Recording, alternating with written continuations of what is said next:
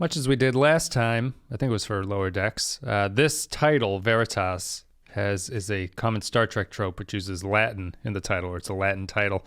How many episodes before this, across all of the franchise, have had Latin titles, Clay? Guess the number. We'll see if you get any. I think you were 2 off last time that you did it, so let's see if you can do it this time. 14. So this is the 14th, you're saying? Yes. This is the 12th, so you're 2 off again. It's again the 12th. Same number. It's the same number, yeah. Same number. So your accuracy is, you're precise, if not accurate, however that little dartboard of logic works out, but the other ones are dramatis personae, sub rosa, ex posto facto, non sequitur, alter ego, inter arma enim sound legis, terra novus, vox sola, si vis passum parabellum, that's an Arcadia Ego Part 1, that's an Arcadia Ego Part 2. That's actually interesting. Does that count as 2 episodes or one? Count. You might have beat yourself that time. This one's called Veritas. So we're going to take a break. We'll play a clip from the episode. We'll come back and we'll break down Veritas. Why are you doing this to me? I need you to tell me that your senior officers are infallible heroes. Well, they're not. And that's okay. We all joined Starfleet to dive headfirst into the unknown. We're explorers. Of course we don't always know what's going on. Did Picard know about the Borg? Did Kirk know about that giant Spock on Phylos? Did Dr. Crusher know about that ghost in the lamp thing from the Scottish planet that she hooked up with that one time? That whole thing. You clearly want us to say that the captain and her crew messed up, but we simply don't have the full story, and that's the truth. Whatever they did, I guarantee you it was all for good. You have shown no evidence that they're guilty of a crime. In fact, I find you guilty of trying to take them down with this sham of a trial. Drumhead! All right, so Veritas is the 8th episode of the first season of Star Trek Lower Decks. We've only got 2 left after this. It aired on 24th of September 2020, written by Garrick Bernard and directed by Kim Arndt. In-universe date is unknown, but it's 2380. In this episode, Mariner, Boimler, Tendi, and Rutherford are caught off guard when certain aliens force them to testify about a series of apparently unrelated events. There was a tweet from Trek Report, I think. If I'm misremembering. They said, this should be the pilot of the show. Do you agree or disagree with that? I don't know if I'd say that. I do think this is probably my favorite episode so far. I don't really know. Well, I guess I don't know what you gain really by making this the pilot of your show, because there's no introduction to anything. It's just a bunch of stuff. Yeah. I strongly disagreed with the tweet. I don't see how this is a pilot. Yeah. No, because I don't think this is a pilot. The episode is even playing off the fact that there's no setup. Part of the joke is that there's no setup to anything, so that you don't have any understanding of what's going on within the episode itself. Yeah. And yeah. I mean, I just disagreed with it. Could you adjust it into a pilot? Maybe. Sure. Yeah. But as it stands, I don't think this would be a good pilot. No. Well, if you adjust it, I think it kills the joke, sort of, because they're. Sure. I feel them rushing to get through all of the material that they have to get through in this 22-minute stretch, which they have at a joke where the guy has only booked his party hall for 22 minutes, right, and they have to get out of there. I agree. This was the best episode of this show so far, I thought. Mm-hmm. I think that they've been getting better as the season goes on, because I said that last week about it, where it was my favorite. I think this one's actually even better. I thought this was the best marriage of references and independent jokes out of anything. Like, I thought that the comedy worked better here than it worked in anything else, and it was a lot of references, but it wasn't the show sitting around saying, look at the references we're making. It was just like sort of burning through a ton. Like, I almost, you show me this episode before any of the others, I'd say this is a whole season worth of material that you're referencing here, and you're just burning through it in 22 minutes. But I liked it. I thought that they continue to take all of our advice. They sort of split up the crew. This is more of an ensemble thing, that everyone is involved equally in it. Mm-hmm. The characters are split up a little bit more, and the character pairings are different, because each Lower Decks character goes off with their own cast of characters and their storyline. And I don't know. I thought it was clever and funny, and like even small jokes like Tendi's subplot has confidential material, so everyone's eyes are blacked out in the thing. It's very funny. They made sorry, I'm just kind of going off, but I'll throw it to you after this one. It's just they made a bleep joke that was an improvement on the bleep joking they've been doing, where in the Tendi one, everyone is censored, so they're bleeping a lot of the stuff they say. But Ransom at the very end goes, "Rom bleep Yulin." So there's nothing that's actually being bleeped. They're just adding a bleep to it, which is funny. Yeah. So it seems like the show's just sort of learning, or at least developing in a way that I'm happy to see. Yeah, it's funny because I think they did that stuff better in this episode, even though they started with one that was very much a if this stuff bothers you, I could see it being a groaner, which is the biggest badass debate between Khan and I can't remember the other guy. Dana Rogar, yeah. Dana Rogar. Is that a podcast host? Dana. It's a UFC championship owner. It's a horrible. If you put Joe Rogan and Dana White into the Fly transport, you get this horrible mutant third being called Dana Rogar. You covered that episode just to embarrass you. Do you remember what episode that is? Do you remember that name? I'm not embarrassed. It's of course I don't. You don't remember his hair? No, I remember nothing of that. The Hunted episode, which has James Cromwell as the guy who creates a super soldier and has to hunt him down, and Picard has to track this guy through the ship. It's the one where Geordi says, "You better double it." It's that Geordi episode. Sounds great. I look forward to seeing it. You should listen to the podcast about it. Yeah, I know. I bet it's very insightful. Yeah, I'm like that joke. It was fine. That was a little bit showy for showy's sake as far as references go. But I mean, the stuff that they were doing in the episode, I thought was really, really fun. I actually, the vibe that I got from this whole episode, which I don't know if that's why it stuck out to me so much, but a lot of it felt like nightmares almost. The different scenarios, even though they're played for laughs, it's like the whole Rutherford sequence felt like a nightmare to me, where it's like, you're not really sure what's going on. You wake up in this crazy situation, then you black out and wake up in another situation. Like it's constantly moving. They all kind of had that element of being put into a situation that you're not prepared for. Yeah. Which is a staple of nightmares. Dreaming about being in high school and in your underwear or whatever the trope yeah, is. Like I had a dream once that I was playing guitar. I had to play guitar for Iron Maiden, but I didn't know any of the songs. And you're at like Rock in Rio in Brazil, and you're standing there, you have no idea what's going on, like that kind of thing. But obviously, yeah, I know that's what you play. Just yell "Fear of the Dark" a bunch of times, and they seem to love it. Like obviously they're not playing it for a scare factor or anything like that, but it's the tension of it was nicely baked into it, because that is a universal stressful situation, being thrown into something that you are expected to perform at a high level and you have no idea what's going on. Yeah. I'd say it's a darker take, or I don't know, I don't think it's cynical. Maybe dark isn't the right word either, but it's a kind of maybe adult is the right word. I feel like that's the kind of thing that I think the show has to go for. There's one like a fairly adult joke where the cat doctor at the end says, "I think I'll shave my blank." Like they bleep out, it's just like, it's like, wow, that's kind of adult for whoever they think that they're aiming this at. But I like it when the show does that. So I like the nightmare scenarios, and I like the kind of darker spin on what they think is actually going on in the Star Trek universe here. They lighten it by the end thing is just, I'm throwing a party. This isn't actually a trial or anything like that. But right. I like that tone, and I would just disagree with anyone. What's that? Speaking of trials, the Q sequence was my favorite part of the episode. I really enjoyed that. I had to look up on Google that was actually Delancey. It didn't sound like him at all to me. I know he's 30 years older than he was at that time. I think he's just older at this point.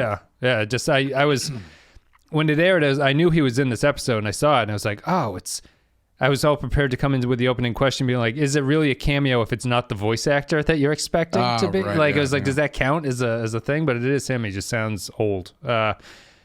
But yeah, he's good to have it. I don't mind sort of references like that or guest cameos like that. I think it works. And other than that, I thought that this script had the most interesting setup to it, and this tends to be the case when characters do flashback sequences like this.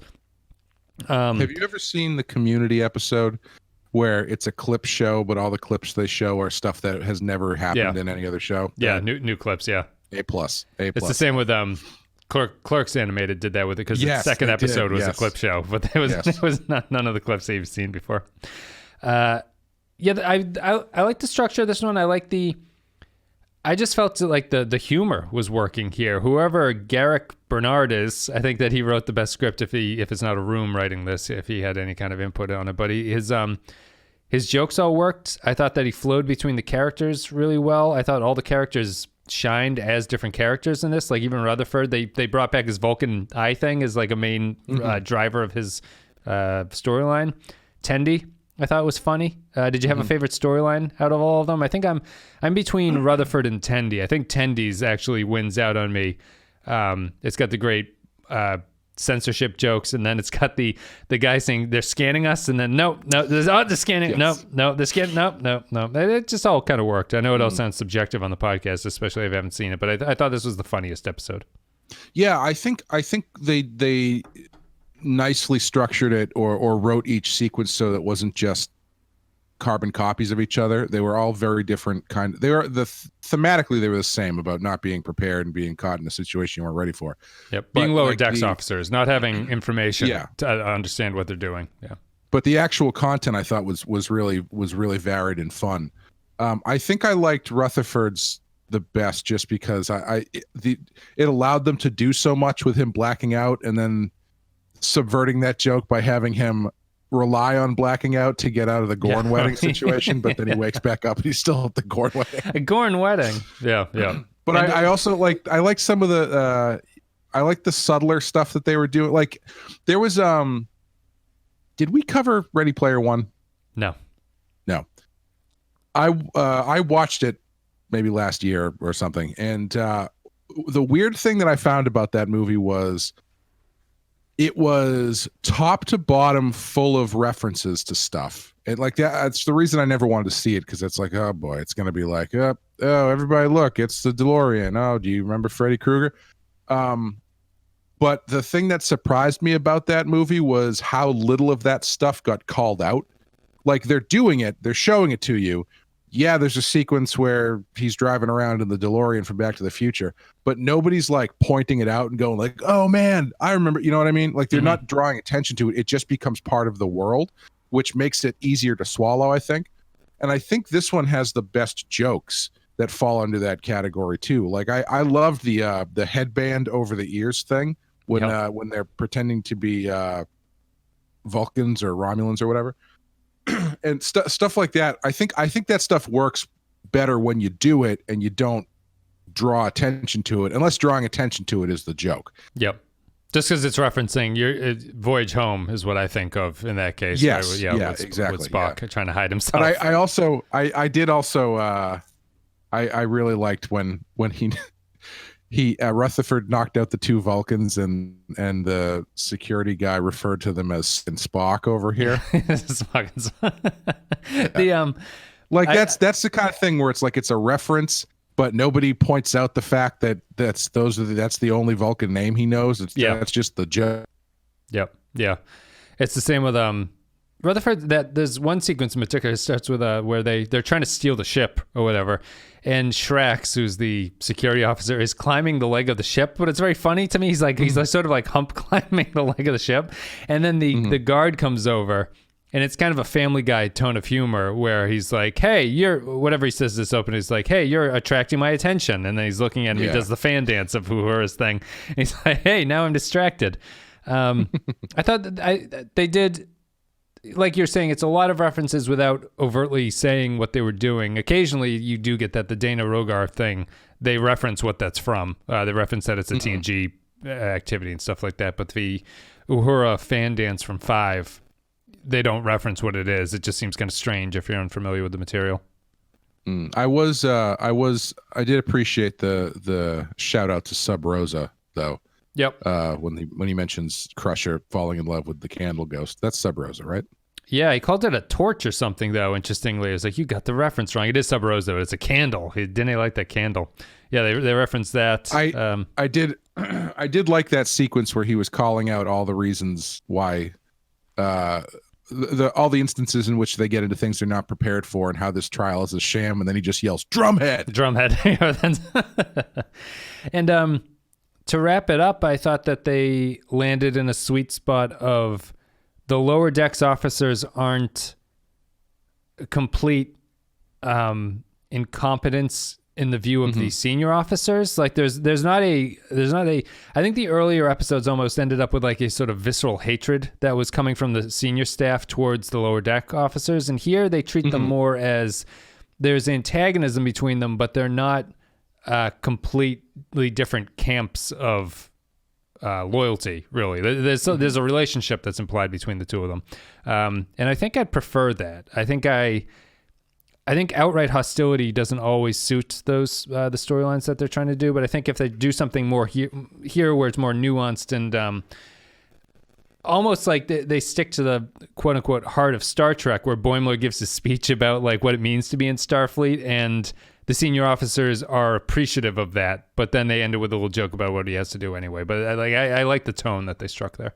Yeah, I like the ending where they it's sort of it's sort of a similar ending to the episode where Mariner and her mom kind of come together, and then at the end they kind of Mariner tells her, turns back into her old self, and they kind of split apart. But this time it's not because of the lower decks guys. It's the bridge crew being like, we're all about transparency, and then they ask him basic questions, and they're like, well, I don't know, maybe you guys need to go away. Yeah. Like that, I thought that was nice. Excuse me. And I thought the structure of this was really nice too, because not only they weren't just all the vignettes that they were doing were not just vignettes for the sake of vignettes. They were all servicing the overarching story, which you find out at the end what everything was for. And I feel like this is the correct way to handle that sort of like mystery thing, because the mystery of what's going on remained engaging once you saw all the lengths that they were going to accomplish what they had to accomplish, but it was never the point of the episode. No, interestingly, they call out at the end how many plot holes are in this. They call out, they're like, why did any of this happen? Which is a good way to get, like, just acknowledge that there's a problem in your story. And a show like Lower Decks can just hand wave it away by saying like, yeah, that's part of the joke, is that none of this really makes sense. But I read the log line before I watched the episode, and I was expecting much more of just a weird vignette joke setup, like a Family Guy-esque, like these are the different things that happened and it doesn't make any sense. But they do string together to tell a story, but the story is not the story structurally is not sound by the end of it, and then they make a joke about how that's the case as well. Yeah. And I think I don't think this would make a good pilot, but I'm actually kind of surprised this wasn't the last episode of the season. Yeah, because this feels more like a season finale. It almost feels like a thesis statement for the show. Because it's covering everything. It's sort of like it's one of those episodes where you kind of the characters are kind of reflecting on their actions and reflecting on what the show has been doing up to this point. So I mean, if this were regular Star Trek, I would say get ready for like a barn burner 2-part season finale after this, because usually they do this kind of like take a step back kind of episode before they send you into the next next thing. But I don't know if what their plans are for the end of the season, if they're gonna if the episodes are just the episodes, or if they're gonna do any sort of cliffhanger thing. I wonder if they'll do a 2-parter, because Discovery and Picard both did 2-parters. I was just gonna say, season-ending cliffhangers are so baked into Star Trek. I would be shocked if there's not at the very least a joke about that in the last. Yeah, like if that isn't the final episode, I could see them doing a to be continued on something really mundane at the very end. Right. But who knows? We'll see. Yeah. And I guess it's Roga Danar. I don't know if we've been pronouncing that right, but I'll head off the criticism at the pass. I'm just looking at the memory alpha that's popping it up at me now. I like this. To me, this was also the one that the episode that most rewarded what people are going to say is too quick of a pacing for it. I thought the pacing here is appropriate because it's kind of this chaotic confusion that all the characters are undergoing, and they even built jokes off like the the opening storyline for Boimler and Mariner is that he tinkered with the red alert alarm in the shuttle bay or whatever, and then so they can't hear it until they open up the door. And they build jokes off of that kind of pacing, but I thought that it also just worked in terms of like, you don't know what's going on, and this kind of speed of storytelling is just going to highlight your confusion or make it seem like it's even more crazy than it actually is. Yeah. It worked. It's like I'm getting used to the pacing of the show, I think. Like I never really had a problem with it, but I understand that this is kind of the speed that animated TV moves at it these days, and I don't think it does any damage to the series as a whole. No, I think it's fine. The only thing that stood out to me this time that I don't know if they were doing more of it in this episode because of the pace and because of the stories, or if I was just, my ears were too sensitive this morning or something, but like it seemed like everybody was constantly yelling. And usually it seems like there's a couple characters who aren't, but this one it seemed like everybody was constantly screaming at each other. Yep. Not necessarily a negative way, but it's just like the tenor of their voice was just heightened and loud. Especially the prosecutor guy, because he's constantly yelling at them about everything. No, that's another.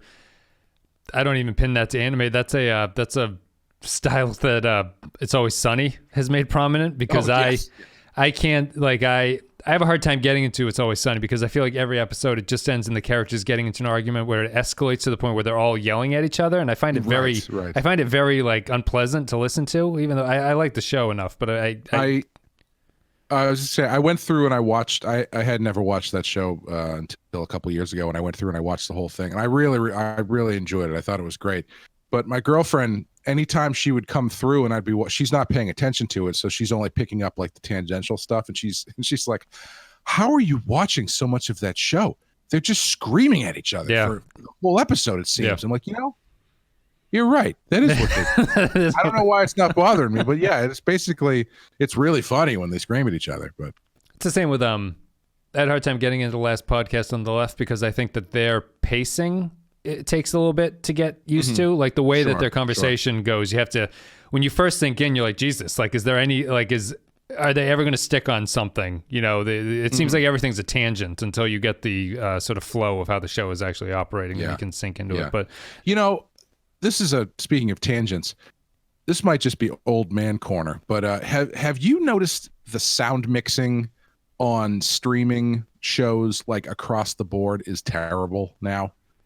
I've always had trouble hearing dialogue and everything. Every single show I feel like I'm watching now, the music is mixed way higher than any of the dialogue. Yep. So like I thought it was we started to notice it when we were watching Doctor Who the past few seasons, where the dialogue was just mixed so muddy and the music was so loud that you have your thing turned up all the way trying to hear what the hell anybody's saying. And I feel like it's across the board now on all the streaming shows. Do you have a multi-point sound system? Like, do you have like a 2.1 or 5.1? Yeah, see, just using the TV. I wonder if it's the mix there where they want you to have multi-point surround systems and then crank up the middle audio source, which carries the vocals for it, or the dialogue and stuff like that. We don't have it. We just have like the sound bar thing. And I always wonder if it's just like, if I upgraded my audio system to even like a 2.1, I could just turn down the side speakers so that the music and sound effects are lower, and then crank up the dialogue mix in the middle.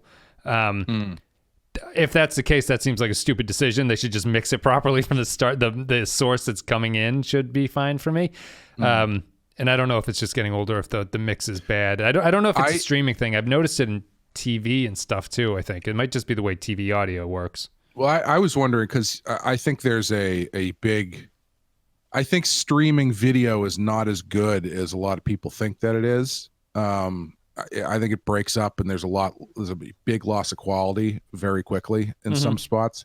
And so I was thinking, well, maybe it has something to do with, maybe the audio is also affected by that too, the way everything is compressed and stuff, Yeah, it could be. You notice that most in like when they try to display blacks, like black color, you notice the degradation in that the most. I don't know about audio. It just seems like a bad mix. It's a Nolan influence on the television production. Yeah. Everybody should be wearing masks. Speak through masks and they'll hear you clearly. You merely adopted for audio. I was born and molded. I was born there. Yeah, I watching wrestling has been really interesting because they recently moved back into a stadium and they did the NHL NBA thing where they've surrounded the ring with all these screens. Basically, they like tripled down on their production now that they're not filming everything in a gym.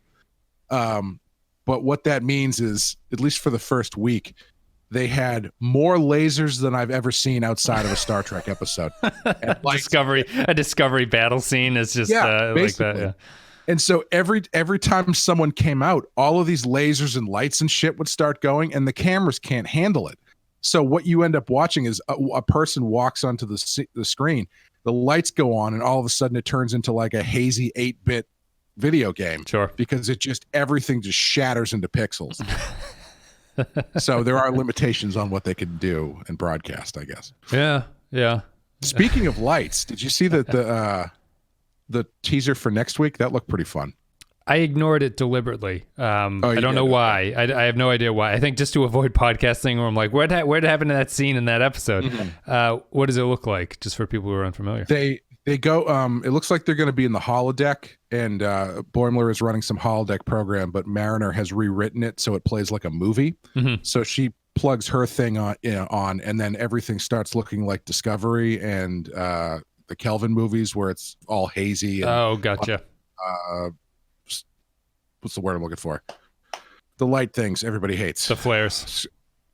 Lens flares. There we go. Lens flares, yeah. Flaring all over the place, and they've got like titles swooping towards the camera and stuff. It looks like it could be a lot of fun. Yeah, that'd be interesting. I like it when it the show gently pokes fun at stuff like that.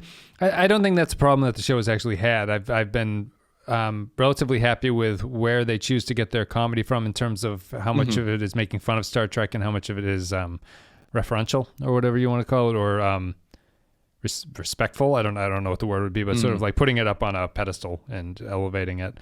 And here, go ahead. No, we've been doing this for 5 years and we still can't avoid that. Okay.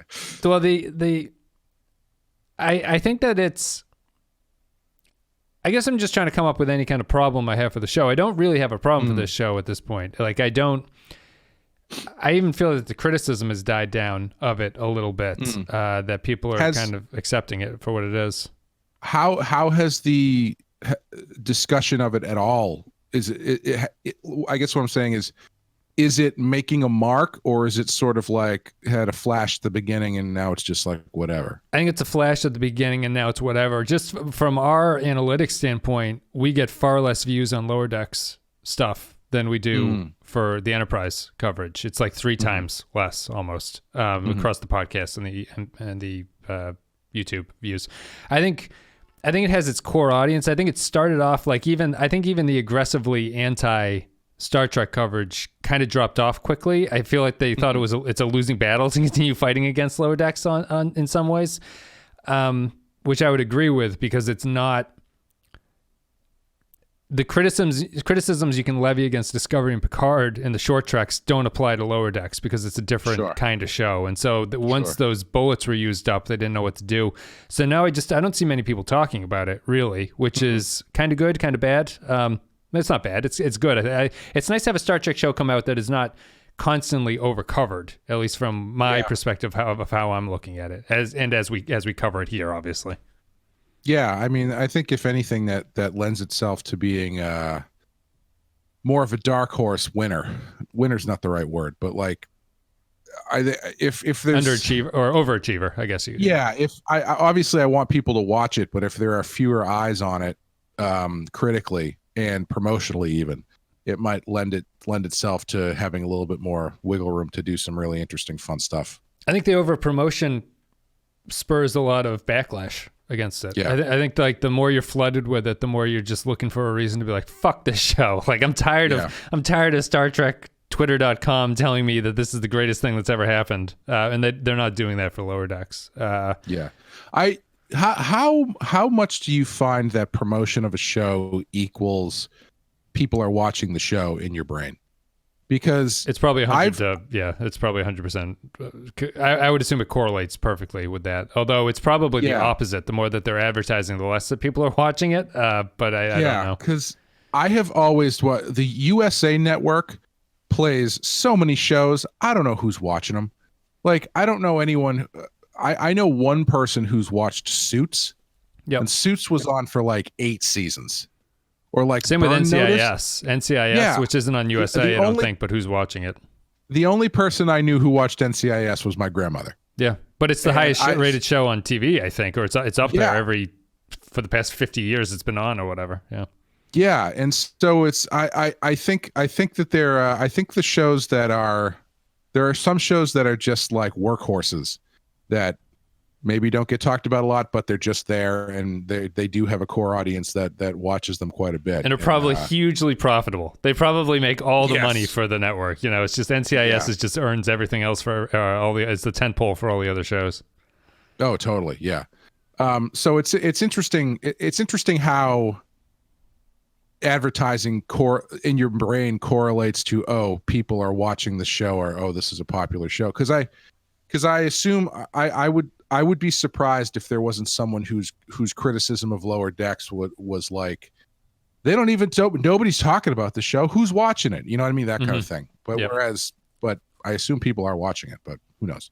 Yeah. No, they don't release numbers about any of this stuff. They're like Netflix. It's all kept very close to the vest. There was some podcast that there's this one Star Trek podcast. I won't mention who it is, but they had they're reporting on rumors or something. It just seems like such YouTube rumors where they're like Picard. The headline is like Picard's audience drops off 50% between the first and the last episode. I'm like, that seems kind of drastic. And so I listened to it, and it's based only on, they only release numbers like this on the Canadian version of whatever's streaming the show. So these are Canada numbers, which are 200 people. Like, there's nothing against Canada, but there's no one in Canada. Like, the population is tiny in and of itself. And then how many of those people are watching Star Trek Picard, outside of that? It's a tiny sample size. You just can't draw any kind of, there's nothing meaningful about that compared to the rest of the world. You're going to say Picard, that this is... I think I've heard Picard is a national hero in Quebec. It's true. He is a Francophile. Yeah, I don't know. I don't understand why people care about that stuff, honestly. Like, I don't see why,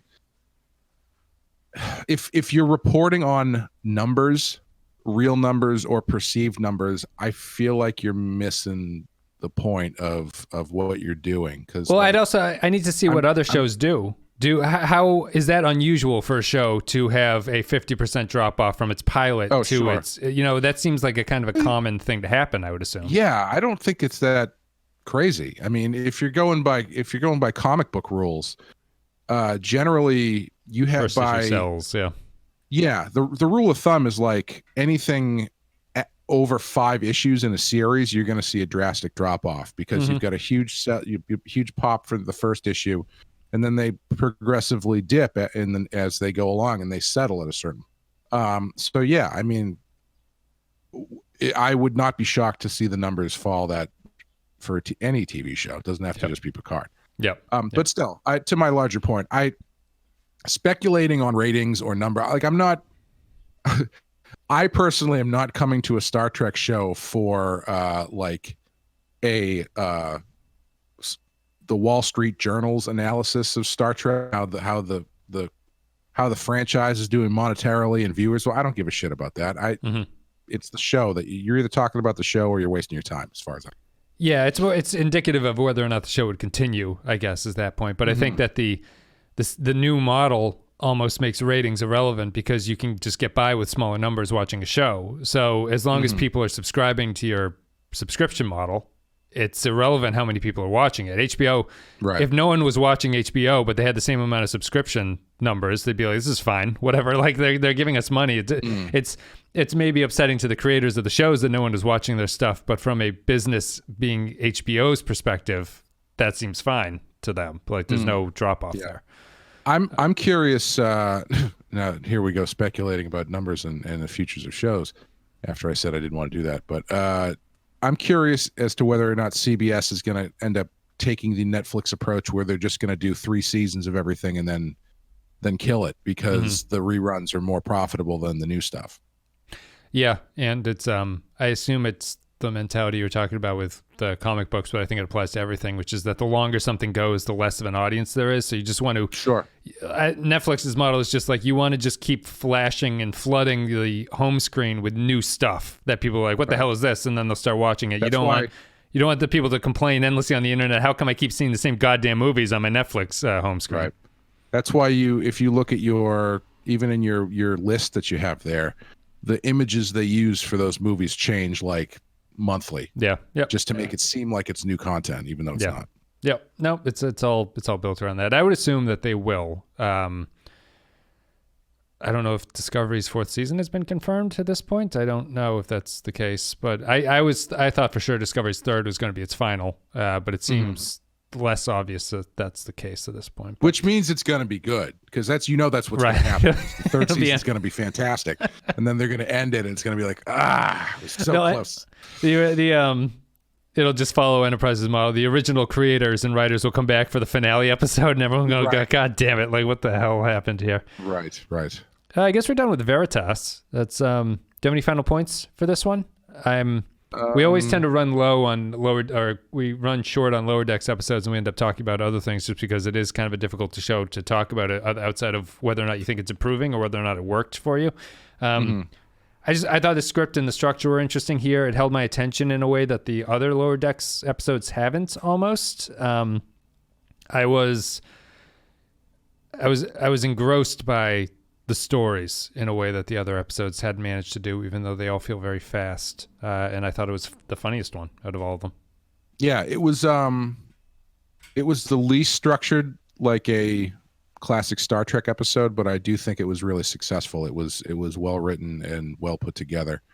And there was one other joke that I wanted to mention that I enjoyed, which was when they were talking about going to Earth.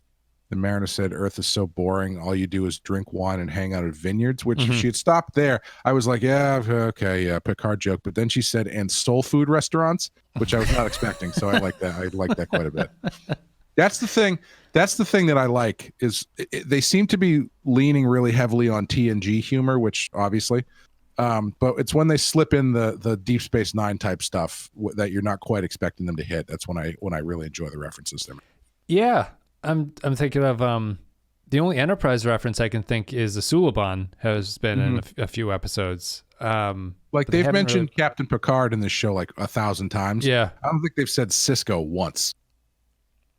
No, Archer, Janeway. Yeah, they do keep hammering home on Picard. Whether or not it makes sense, but. If you're doing this stuff for fans of the franchise, if you're pulling out these references, then I think it's you can go deeper with them and people are going to hang with you still. Well, do you think that's a creator side choice or is that a executive side choice? I don't know, actually. That's a good question. It feels to me creator side. I don't feel that they're heavily being. It feels natural. I just feel that these fans are, this production team are just fans of TNG. And I think TNG is the most popular Star Trek series out of all of them at this point. So McMahon had that TNG Season 8 Twitter handle, where he just tweeted sort of jokes about TNG's 8th season plot lines. I would like to see them branch out. In some ways, though, that actually feels like a reward for heavy air quotes here, but like true Star Trek fan when they put in a reference that's not so obvious in that way, like either mentioning Cisco or Archer or Janeway. I don't think they've done or anything like that, but those are nice touches. I would like to see some Enterprise jokes just because we're heavily in Enterprise right now, and I would start to get them. I really did like that Q sequence when they show up on the chessboard dressed as chess pieces, but they're facing off a deck of cards with hockey sticks. And a little bit like that Prisoner episode where he's the chessboard. Yeah, and I just really liked it when they were like, what are we supposed to do? And like, I guess we're supposed to play some sort of game, but I'm not sure which. Because they do that stuff, not even just Q episodes, but what is it? That terrible Deep Space Nine episode. It's always Move Along Home. Yeah, it's always a mysterious game that they have to figure out the rules for so they can, save humanity or something. Yep. Yeah, it was like Alice in Wonderland mixed with the prisoner stuff right there, not making any sense whatsoever. That's it. Thank you very much for listening, guys. You can go to patreon.com/thepenskyfile if you want to support the show. A couple dollars a month gets you extra stuff like extra podcasts, extra videos, extra commentary stuff, polls to vote on what we cover. We've been going through the 150 greatest films on Rotten Tomatoes Sci-Fi, 150 greatest sci-fi films on Rotten Tomatoes. We just covered Liquid Sky, which is in 1982. There's all that stuff. And I set up annual memberships, even though a resounding 99% of people said they don't care about it. I set it up anyway. It was pretty easy. It's a button click. And if you are so inclined, you can sign up for a year on Patreon, and it saves you 2 months total cost. So it's a way to save money if you think you're sticking around for the long haul. That's about it. Clay, do you have anything you want to say? Got a badass. Can't remember what the episodes were because I'm terrible at my job. Terrible Trio? Is that Terrible Trio and Harlequinade? Yes, Terrible Trio and Harlequinade. Which features Trio, which is Bruce Timm has said is the worst episode in any DC animated television show. So that's fun. We got a new fitting Rotten title Horror Picture Show. Yes, we have a new Rotten Horror Picture Show coming out as well next week. Is The Thing, I believe. John Carpenter's The Thing. Sounds right. We'll have a guest on, a friend of mine named Tony McMillan. He's a writer who's currently working on a comic about a fictionalized account of the movie special effects scene in the 80s, which is pretty fun. And The Thing has a lot of that, I suppose. Sure does. I guess that's pretty much it. Otherwise, yeah, join the Discord if you want to do all that stuff. I don't think there's really much else to say about it. We had Veritas. I don't know what the next episode is because they haven't released it, unfortunately for me, because I can't get ahead on making thumbnails, which is my pride and joy, the only thing that gives me any kind of happiness in this world. I guess that's kind of it. We'll be back with Enterprise coverage. All the other shows, you can find them at thepenskyfile.com. Are you the worst villain? The like the Riddler, a thumbnail person? Send all your clues to your crimes out in YouTube thumbnail. You have to search through the YouTube for them to find all of the right thumbnails to lead you to what bank you're robbing. That would be that's a pretty interesting movie plot, actually, to have something built around looking through YouTube for clues. That feels very appropriate. I'll have to write that script once I renew my final draft subscription, but I have problems. I have the issues there. I think that's pretty much it. It was a quick one. It was only 42 minutes, which is kind of nice. I guess we're done. We will see you guys next time with whatever the next Lower Decks episode is. Do what TV shows do. Play a long version of the theme song. That'll buy you another minute and a half. We do the opposite. It's the TNT, we got to get to the next show. Speed them up the credits so that they just blur past you. Oh, I hate that. It depends what it is. But it's like, I hate that. I've said this before. I hate that YouTube has taken over that kind of thing where they superimpose the buttons for the next video on top, on like the last 5 seconds of whatever you're watching. So you see how it ends. I know. Get real granular with it and be upset that people log off before that happens. That's it, guys. Thank you very much for listening. Thank you for supporting the show on patreon.com/thepenskyfile. And we will be back with the next Enterprise episode, which is next, and then the next Lower Decks episode, which is after that. So thank you very much, and see you later.